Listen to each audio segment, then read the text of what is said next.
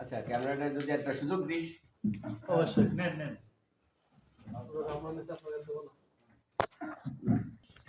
আপনারা জেনে থাকবেন গতকাল রাত্রিকালীন গণপাহারার অংশ হিসেবে ডিবির একটি টিম ডিউটিরত ছিল। এই ডিবি টিমের কাছে একটি গোপন সংবাদ আসে যশোরের কোতোয়ালি থানাধীন নওপাড়া ইউনিয়ন পরিষদের সামনে একদল লোক ডাকাতির প্রস্তুতি নিচ্ছে। এই গোপন সংবাদের ভিত্তিতে আনুমানিক রাত 23:45-এর দিকে ডিবির এই টিমটি ওখানে অভিযান পরিচালনা করে এবং অভিযান পরিচালনার সময়ে একদল সশস্ত্র ডাকাত দল তারা দ্রুতগতিতে হাইয়েস্ট মাইক্রোযোগে পুলিশের উপস্থিতি টের পেয়ে পালানোর চেষ্টা করে।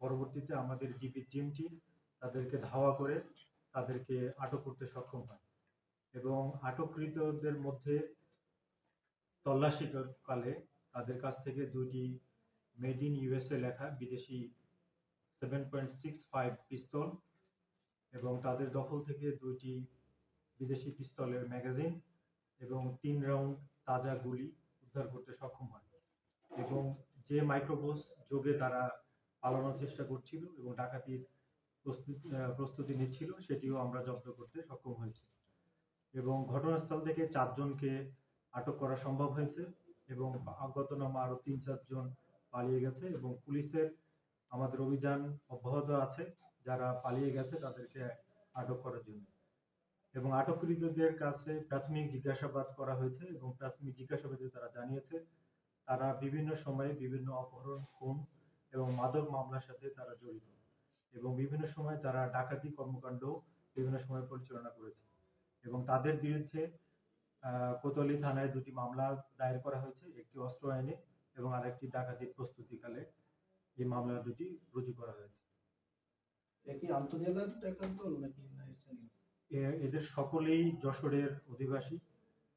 একজনের বাড়ি চৌগাছাতে, একজনের বাড়ি চূড়ামনকাঠি, আর একজন হচ্ছে কোতোয়ালি থানায়, আর একজন খয়ের চৌগাছা নিরিবিলি পাড়ায় তারা ওখানে এসে ভাড়া থাকে এবং আরো জিজ্ঞাসাবাদ চলছে। জিজ্ঞাসাবাদ করলে আমরা হয়তো জানতে পারবো তারা এই যশোরের বাইরেও বিভিন্ন ধরনের ডাকাতি কর্মকাণ্ড ঘটিয়েছে কিনা।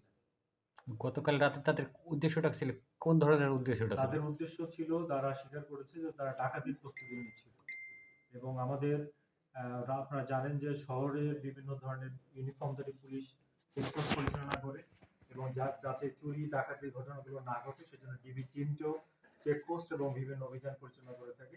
এই আমাদের এই অভিযানের অংশ হিসেবেই তারা আমাদের এই অভিযান পরিচালনাকালেই তারা আমাদের কাছে আটক হয়। রাজনৈতিক পরিচয় আছে কিনা তাদের? প্রাথমিক জিজ্ঞাসাবাদে এখনো জিজ্ঞাসাবাদ চলছে। জিজ্ঞাসাবাদ শেষ হলে আমরা বলতে পারবো যে এদের কোন ধরনের অন্য কোনো পরিচয় আছে কিনা। আপাতত তারা জিজ্ঞাসাবাদে তারা জানিয়েছে তারা বিভিন্ন ধরনের ডাকাতি কর্মকাণ্ড, অপহরণ, খুন এবং মাদক মামলার সাথে মামলা তাদের নামে আছে এবং তারা কালকে ডাকাতির প্রস্তুতির চেষ্টা করছিল। সেনা সদস্য আছে কিনা এটা প্রাথমিকভাবে আমরা জেনেছি যে 2 জন অবসরপ্রাপ্ত সেনা সদস্য আছেন বলে তারা প্রাথমিকভাবে বলেছে।